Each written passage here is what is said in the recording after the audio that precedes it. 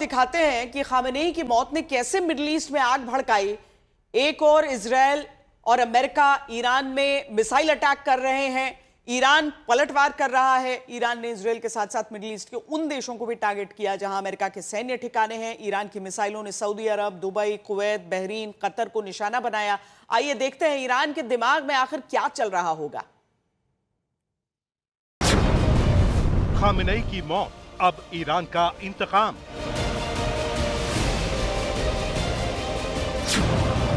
Iran की खुर्रम शहर missile target Netanyahu.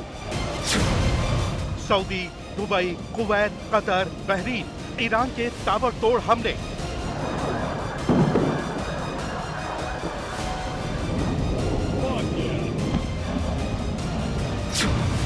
Iran के निशाने पर मिडिल ईस्ट में अमेरिकी सैन्य ठिकाने।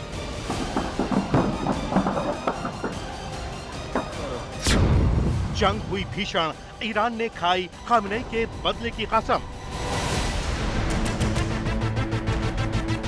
खामेनेई की मौत के बाद ईरान की जामकरान मस्जिद पर लाल झंडा फहराया जाता है। इस लाल झंडे को फहराने का मतलब ही है बदला लेने का ऐलान। और उसके बाद शुरू होती है इंतकाम की जंग।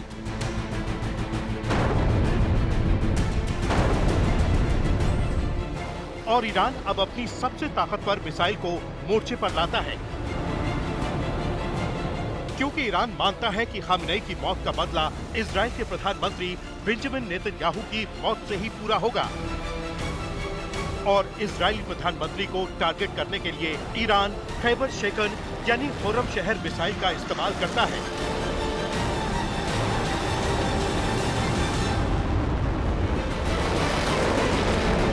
वो खुर्रम शहर मिसाइल जिसकी रेंज 2000 किलोमीटर है। वो खुर्रम शहर मिसाइल जो 1800 किलोग्राम तक के कई वॉरहेड ले जाने में सक्षम है। अपनी रेंज की वजह से ये मिसाइल आसानी से इजराइल तक पहुंच सकती है। लिहाजा IRGC ने नेतन्याहू को टारगेट करने के लिए इसे चुना।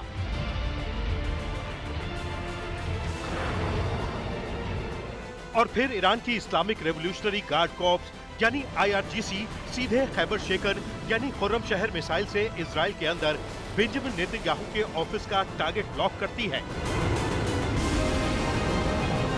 और IRGC ने यह दावा किया कि वो बेंजामिन नेतन्याहू के ऑफिस पर खैबर शेकन मिसाइलों से हमला करने में कामयाब रहा।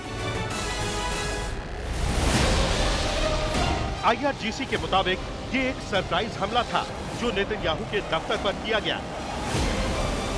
ईरान की तरफ से यह भी दावा किया जाता है कि इजराइल पर यह 10वां हमला था। हालांकि इजराइल की तरफ से नेतन्याहू के ऑफिस पर मिसाइल हमले को खारिज कर दिया गया और यह भी कहा गया कि ईरान की कोई भी मिसाइल नेतन्याहू के ऑफिस तक पहुंची ही नहीं। लेकिन खबर यह है कि ईरान ने अपनी तेज और सबसे ताकतवर खैबर मिसाइल से इजराइल के कई शहरों और मिडिल ईस्ट में अमेरिकी सैन्य अड्डों पर भारी तबाही मचाई है।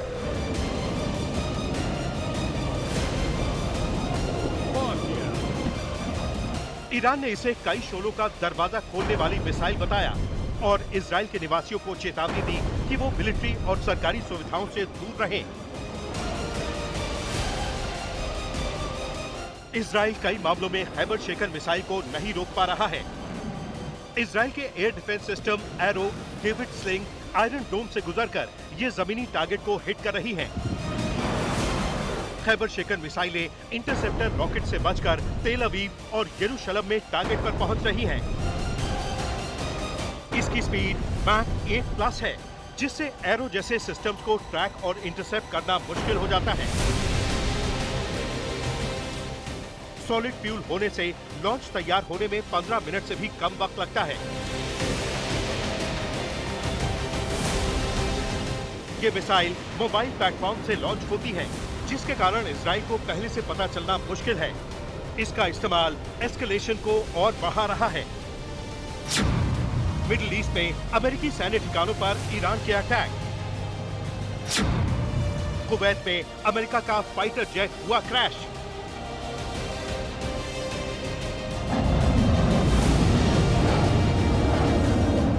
ईरान ने मिडिल ईस्ट के 4 देशों में अमेरिकी सैन्य ठिकानों पर भी ताबड़तोड़ हमले किए और कुवैत में अमेरिका के कई फाइटर जेट क्रैश होते हुए दिखाई दिए। आप देख सकते हैं कि अमेरिकी फाइटर जेट हवा में गोल गोल घूमने के थोड़ी देर बाद जमीन से टकरा गया। हालांकि इसमें किसी की मौत नहीं हुई है। इसमें F-15 फाइटर जेट शामिल हैं। हालांकि अमेरिका दावा कर रहा है कि कुवैत में उसके फाइटर जेट ईरान के हमले में क्रैश नहीं हुए हैं। सऊदी अरब की सबसे बड़ी तेल रिफाइनरी पर ईरान का हमला। ईरान का दावा है कि उसने सऊदी अरब में आरामको की तेल रिफाइनरी पर हमला बोला है। एक ईरानी ड्रोन ने सऊदी अरब के रास तनूरा रिफाइनरी पर हमला किया। इससे वहां पर आग लग गई। सऊदी अधिकारियों ने तत्काल आग पर काबू पा लिया। ये रिफाइनरी सऊदी की सबसे बड़ी तेल रिफाइनरीज में से एक है। इस हमले के बाद सऊदी अरब ने कोई जवाबी एक्शन नहीं लिया है। रॉयटर्स की रिपोर्ट के मुताबिक सऊदी अरब की सरकारी तेल कंपनी आरामको ने ड्रोन हमलों के बाद अपनी रास तनूरा रेल रिफाइनरी को बंद कर दिया है। आपको बता दें कि सऊदी अरब की अर्थव्यवस्था काफी हद तक इसी कंपनी की आय पर निर्भर करती है।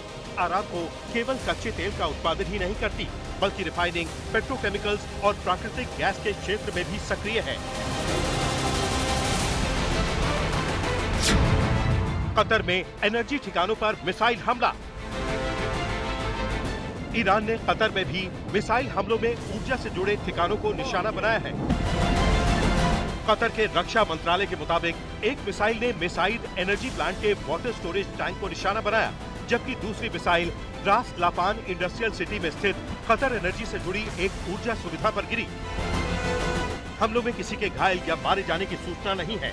रक्षा मंत्रालय ने कहा है कि हमले से हुई सभी क्षति और नुकसान का आकलन संबंधित अधिकारी कर रहे हैं और आधिकारिक बयान बाद में जारी किया जाएगा। आपको बता दें कि कतर में अल उदैद अमेरिका का सबसे बड़ा एयरबेस है। इराक, बहरीन, ओमान, यूएई में ईरान के हमले। ईरान ने बहरीन में अमेरिकी मिलिट्री बेस को टारगेट करके हमला किया, तो इराक के बगदाद के दक्षिण में स्थित जुर्फ अल सखर क्षेत्र पर भी ईरान ने हवाई हमले किए। जबकि ओमान की खाड़ी में एक तेल टैंकर पर बम से लैस ड्रोन बोट से हमला किया गया, जिसमें एक भारतीय नाविक की मौत हो गई। ओमान की सरकारी समाचार एजेंसी के अनुसार मार्शल आइलैंड्स फ्लैग टैंकर एनकेडी व्योम को मस्कट तट के पास निशाना बनाया गया। ब्रिटेन के रक्षा मंत्रालय के अनुसार साइप्रस में स्थित ब्रिटिश सैन्य अड्डे पर भी ईरान ने ड्रोन से हमला किया। साइप्रस बेस पर ब्रिटिश सेना के 800 से ज्यादा परिवार और 3000 से ज्यादा कॉन्ट्रैक्टर रहते हैं। ईरान के पलटवार से अमेरिका और इजराइल बौखला गए हैं। ट्रंप ने कहा है कि ईरान के साथ चल रही लड़ाई 5 हफ्ते तक चल सकती है, यानी अब ये युद्ध सीधा महायुद्ध में बदल चुका है। आज तक ब्यूरो।